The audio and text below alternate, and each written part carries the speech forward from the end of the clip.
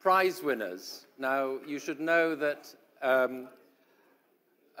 I think it's an extraordinary thing that for the past 2 years, so 2022 and 2023, students from Greece have won the Best Student Enterprise in Europe Award prize, which is a fantastic, remarkable achievement for Greece to win this prize 2 years in a row. And it's one of the most optimistic things I think you'll hear in these whole days of this conference. So I'm absolutely thrilled that we're going to be hearing from these prize winners today. And I'd like to invite you actually all to come to the stage now. Why don't you come up and take your place on the stage? So.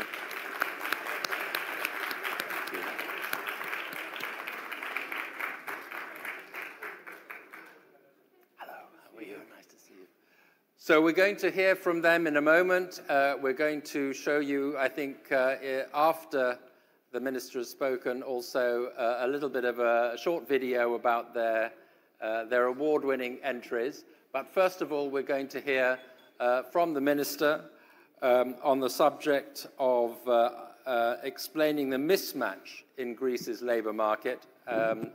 I'm happy to say, I think you'll tell us that things are a lot better than they used to be, but there's still, I'm sure, a lot of work to be done. So, Minister, you're very welcome, and we look forward to hearing your presentation. Thank you very much. First of all, I want to thank you for the invitation. It's a great honor for me always to participate to the Economist event. And you do a lot of events in our country, to be honest, in the recent years. I perceive that as a good sign for Greece's performance. And before I start my statements, I want to thank The Economist. Before 10 days, you gave 2 golden prizes to Greece. One of the 2 golden prizes was about the country that had the most sophisticated and useful measures in order to reduce the inflation, the food inflation, during 2022 in the European Union. Since I was the minister that was in charge about these measures in 2022, even though the fight against inflation, and especially food inflation, is very hard and very difficult for everybody, especially for the most vulnerables, I was very proud to see that an established magazine as The Economist looked about what we did and measured our performance as good for having the golden medal in the European Union. And I'm very, very proud about it. So, as Minister of Labour now, I have to tell you the true story, because this is one of the rare time that the figures, the numbers, are not telling the truth. You know that when Mitsotakis' government was first elected in 2019, what you would hear almost everywhere was, please find me a job. Now, 4.5 years after, me, as a Minister of Labour, I always hear every day from any kind of business. Let me see if there is a live streaming, because I wanted to tweet it. Okay, there is. Let me tweet a little bit. This could be a first. The first time we've had a speaker tweeting as we live stream. My office was not properly. Then, okay. I don't have internet here for some reason, so okay. I'm coming again. The first thing I hear is, please find me employees. Even if you talk with people to the constructions, even if you talk to people in industry, even if you talk to people in agriculture, even if you talk to people to high technology, even if you talk to people to tourists and food, restaurants, almost all kinds of economic sector suffer today from lack of labor force. This is very strange, because if you see the official figures, Greece still has one of the highest unemployment rates in the European Union, a little more than 10% now, much better than 18% when we had in 2019, but still high, 10%. So it makes you wonder, what really going on? From the one side, the market asks permission for me in order to import labor force for other countries from abroad because they cannot find workers and employees. And from the other hand, the statistic says that we still have 10% unemployment rate. So there is a reality that something is not fit here. Of course, there is a big part of grey economy, of shadow economy, in between of this 10%. We're fighting as a government shadow economy as much as we can, but to be honest, we still have a big part of shadow economy in our country. But the other part, it is the lack of adjustment, of matching between the real needs of modern economy and the skills our labor force had or has. And this is where we interfere by using huge European resources, because we had the big opportunity to combine the resources from the RRF and the new partnership agreement, the new ESPA, that together they combine a huge amount of money, approximately 4 billion euro for the next 7 years, to reskill and upskill our labor force, to match the needs of the market with the people that want to find job or to change job in Greece. And this is maybe the most difficult task and the most difficult job I have to do as Minister of Labour. I don't want to take more time. In the second one. Can I just explore this mismatch that you talk about? Because in fact, it's something that many countries suffer. I mean, Greece isn't alone in this mismatch. But just to be clear on what you're saying, that there's maybe part of the figures is to do with the grey or black market, as you say. But the other part of the statistics is real, actually, from what you're suggesting. It's just that some people don't possess the correct skills, so they are, in fact, unemployed. They just don't have the skills that the labour force wants. Yes. So the big task is retraining or preparing. Upskilling and reskilling these people, not only the unemployers, because you can reskill and upskill labourers that want to find new opportunities, to find a new job with better income, having a better standard of living. This is also your responsibility. It's not only to find job to someone that doesn't have job, but give the opportunity to someone to have a better life.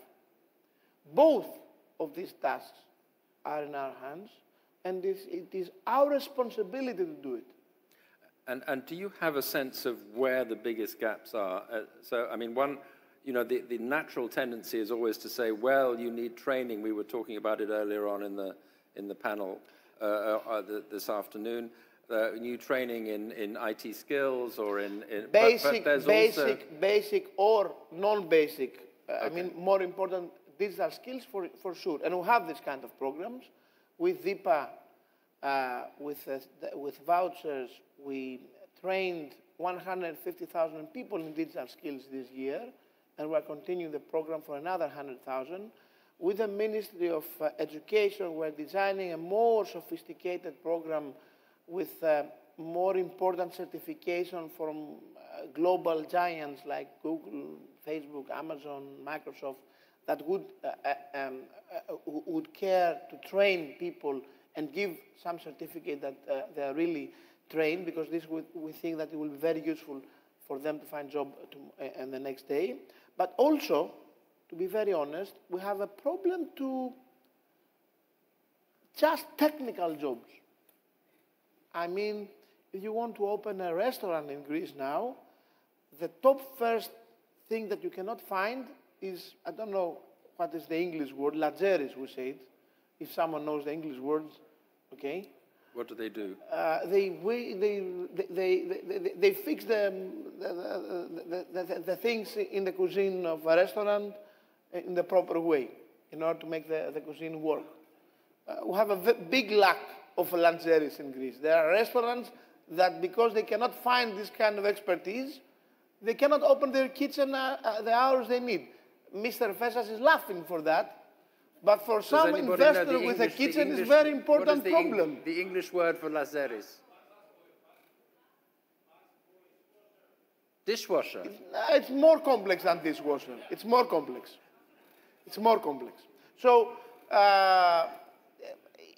in Greece, we had always the problem that we thought that having technical skills is not so important as to have a degree from a university. So for many years, we're producing much more lawyers or other kind of, to my profession, archaeologists or people of the language that we need than technical skills that are really needed in our economy today, and we don't have them. So we have our main idea in the ministry is to engage the private sector much more, to fund training with the private sector to industries and to other kind of business, make the business give the certification that trained this person and secures that he knows this kind of job, and have more people of these skills in our market. This is something that we really need. I'm not saying that it will be easy to find just untrained workers for the constructions. Most probably we'll have to import this kind of laborers. Not a lot of Greeks would like to do something like that. But to many other sectors, we can train our labor force and give them the opportunity for a better life. Well, I very much hope that in a future edition of this conference, we're going to give you a gold star for the progress that you made in this area. In the Economist Forum, I had the honor as Minister of Development and Investment to come the first time and say my dream for the investments, and come before I left the office with 2 years in a row FDI record for the last 25 years. If I manage a record like that to this problem, it will be more important than attracting the FDIs, because the lack of labor force is a big bottleneck for attracting FDI. I mean, it's like the two sides of a coin. In order a big business to decide to come and invest in Greece, they will examine the cost of labor force, and first of all, if they will find the suitable labor force. The cost is second. So, yes, this is a very big national goal. I'm taking this responsibility after the Prime Minister's decision to put me in this office, and we're working very hard to make it happen. Excellent. Well, I'm going to make a prediction, which is that the four people to your left here are not going to have any problem finding jobs in the future, because they've already proved themselves in an amazing way. I'd like to introduce them. Alexandros Katsarannas and Konstantinos Koukakis are members of the award-winning Microgreens Magic Greens team. You're from Kilkis, if I'm pronouncing that right, in the north of Greece. Macedonia. I looked it up on the map today, and I saw where it was. And so, no. We're talking technology here. Let's keep politics out of it. Okay. And then Corina Manasidi and Giannis Tepsiadis from the Experimental High School of University of Macedonia from Thessaloniki. And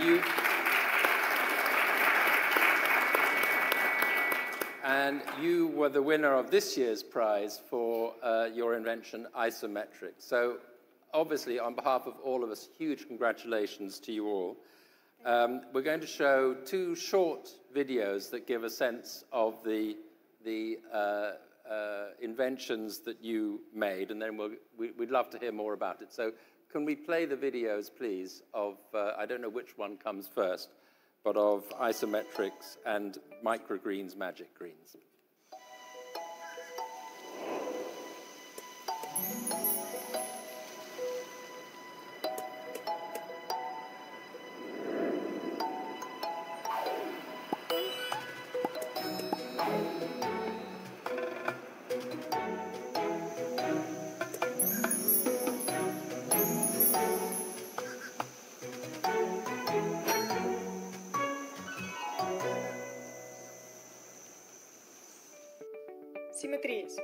Βρίσκονται παντού. Symmetries, they are everywhere. Humans are made, surrounded, and they think with symmetries. And we, in isometrics, we introduce symmetries into a fascinating game, Whiz. Play with Whizzle, have fun, and train your brain. It is time to play.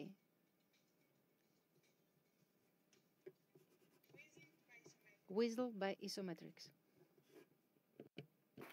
Wonderful. Well, since we started with microgreens, magic greens, first of all, if I understand it rightly, the idea is that you took old computer stacks and you turned them into beds for growing microgreens for use in cooking and for eating greens. Is that right? And tell us how you came, how you worked to have this discovery and also where it's gone to since you won the prize. Okay.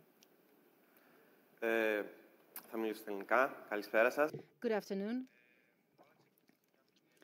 Everything started in a small classroom in our school, where, in the context of a group, we decided to take part in the competition organized by JA. And since we were a rural municipality, we wanted to do something in the field of agriculture. And we realized that IoT was in the forefront of agriculture, and we wanted to combine all these. And as we were cleaning the classroom where we would work, we saw that there were many old computers. So, in the spirit of a circular economy, we decided to use them and transform them into smart beds for the cultivation of microvegetables. We removed all the parts from the towers and we recycled them. And then we used the small fans that were in a good state, of course, in order to ensure the proper operation of these beds.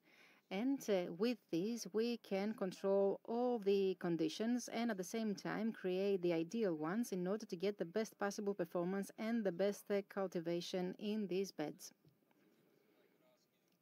The fact of having, it wasn't just that they were the right shape for doing this, for cultivation. They also you had the pieces, the technology within them that could actually help improve the conditions for the cultivation of the vegetables. Is that right? Θα μιλήσω στα ελληνικά. I will speak in Greek. Yes, we had the basic parts and we also had a good size, as Alexandros said. What we did was to introduce some sensors that measure humidity, temperature, and the height of microvegetables. And by doing that, we managed to get the ideal conditions and to control the system. So we could get the basic parts of the tower as they were and then add some more. And in that way, we managed to win the competition. Where has this gone? This was now a year ago. Where was it, by the way? Which city was the prize awarded in? Tallinn. Tallinn, Estonia. And since, is the story continuing, or are you just looking back at your success? Καθώς ήμασταν... Since we were all students of high school, we carried on with the idea to the extent we could. Half of the members of the team last year were at the third grade of high school, and then they started studying at the university. Now I am at the third grade of high school, and I'm trying to get into the university. And our goal is to turn it into a real business once we graduate from university. We have received a lot of proposals. We still work on the project, and we expect all the members of the team to become adults, to graduate, so that we can actually set up this business and make our dream come true. Well, dream team together. Congratulations to you both. If I could turn to you now, Corina, and to help explain a little bit the thinking behind isometrics.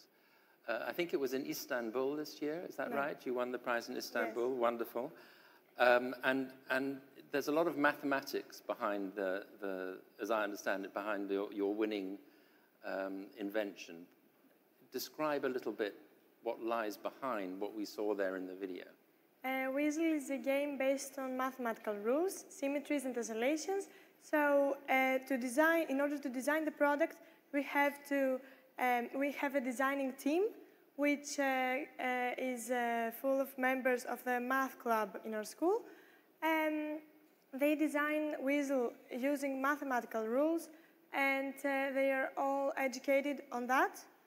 Most of them also have goals around mathematics, and the way that these are designed is in programs like GeoGebra, which are for designing geometrical pieces, and they design it due to these rules and create each different model based on another rule, and that's why we have different difficulty levels for every age and every different person that we cater to. And Giannis, if you could describe to me who is using this, and as you took this out to be experimented on by presumably first your family or your fellow students and then people outside, what did you discover? So at first we had the idea of a simple game that is based on these mathematical rules. It is for everyone, for people of all ages and of all knowledge levels. So people that don't know mathematics can learn through this process, and people that know mathematics can develop their skills, or they can learn new things, as we did. We published our product first to our close circle, but we soon realized that this product has a great potential. It blew off immediately, and we had enormous sales, as we do now.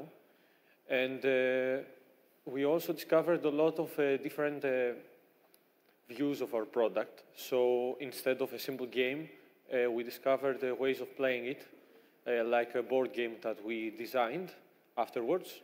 But we also have discovered a lot of applications, especially in education, as a mathematical tool that is basically a game and a learning tool, which is great for children. And it is also used in healthcare, so it is very helpful at diseases like Alzheimer's, because of the way these mathematics are processed by the brain. Fantastic. And do you actually, is it a game that you win or that you just play because what you create is the objective? So, there's basically a simple solution, a guide or a walkthrough that we have in each packet, but there are unlimited ways to play this puzzle, assembling the pieces by any method you want or any colors you want. And there are also infinite number of possibilities, such as different shapes. The user can even design their own shapes through our application. But as I said, we have also created other ways to play it. You can use it as a stencil to create art, which is also done by our mathematics club. And we have developed a board game, a strategic board game. And this is currently an experiment that we're working on currently. So I'm sure a lot of people in the room will want to know how they can get hold of the game. Corina, can you tell everyone, can we find this on Amazon, or where do we Well, for now, our product is on our website. Everyone can find it on our website and order it. We deliver worldwide. And our products are also found in the selling points of Momus Museum of Modern Arts in Athens and Thessaloniki, in Noisis in Thessaloniki, Noisis Planetarium selling points, and we wish soon for them to be in bookstores that are already asking for it, but mainly we deliver from our website. And what is your website, just so that everybody Isometrics. Isometrics, okay, so no excuse for anybody in the room not to get hold of your whistle. Very good. Well, yes, obviously. Minister, I wonder, do you want to ask any questions for your students here that, because it's so impressive what First we've of been all, hearing. it was a fantastic idea for the Economist to invite these young, successful people here. This is the Greece we want to build. So I'm very proud to see these boys and girls do this job. Learn English faster. You will need it in order to make your dream a reality. If you find the way of your team together, there are a lot of funding tools we have already fixed for startup companies. You should apply to Elevate Greece, and you can take the first 100,000 euro to build your company through that. The idea is suitable for the platform. And if you want to find information about that, you can Google Elevate Greece, and you can find all the legislation and ready to start your business. As I understand, you are more mature. You already sell. So you earn money. How much revenues you have already done? So we are before this month, we had only one 3D printer for production. This is our method of production, 3D printing, which produce roughly 100 pieces per month, one piece costing from 8 to 12 euros, which they sold immediately. When you say one piece, is that one game? Or It is one box, yes. Yeah, one box, yeah. And how much your profit to any box? So our profit is around 56% of our products cost. 15? 56. 56% to each Yes. box? Yeah. Real capitalist! Because the production cost is very low due to our production method. You're not paying yourselves enough, I think. No. You see, you have understood the reality. The good idea can produce money and pays off. If you have a good idea. We now receive The good idea is everything. The problem is who will have it, how you'll have it. You had a good idea and you can build on it and then have more good ideas. This is talent. Yes. So we had purchased a second 3D printer, which has arrived in the previous week. That increased our production output up to 170%, and we are currently printing more pieces than ever. So these are, despite the production upgrade that we had. And online, how you charge? With a credit card? How we charge it and Yes. how the customers pay us? Yes. Yeah, mainly with a credit card. All PayPal? cards. Yeah, like we use Revolut and stuff like this. Okay, everything. Good. And what about your invention? Is it also already for sale, or is it still at the prototype stage? Έχουμε κατασκευάσει κάποια... We have built some prototypes. The major advantage of our product is that it can be customized. We have offered our product to many stores, and we have received a lot of feedback. We have made necessary corrections, and we have all designs ready for the future. And how much money is required? What is the capital you need? What is the capital you need?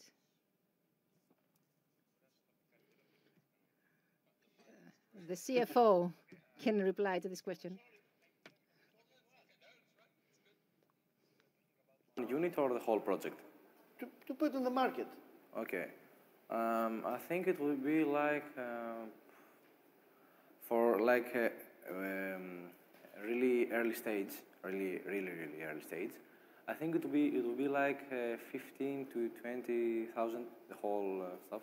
To start? Yes, for like promotion, to buy all the materials, to have like to also rent a space where we can do the production. Fantastic. Elevate Greece is your way out. I built it as a minister with Mr. Dimas. At that time, my vice minister. I'm very proud. because during my term, the Ministry of Development with Elevate Greece, startup community in Greece increased by 2,000%. So we built it for these people, Yes. to find fast the first funding they need to make a company start. If you have a good idea and the company starts, then the idea will lead you the way. Can I She's just... good in sales, you have to use her. Can I just say, by way of conclusion, that obviously this is inspiring. I mean, we've dealt with some very heavy, difficult subjects in our conference here, but this is such a welcome perspective to hear such optimism for the future in Greece and the success that you've had. I think it's particularly interesting that you're not from Athens, you come from other parts of the country, you show the depth of talent that is in this country. And thank you very much for coming here today to join us. Thank you for inviting us. Thank you so much, and congratulations again. Fantastic idea, really.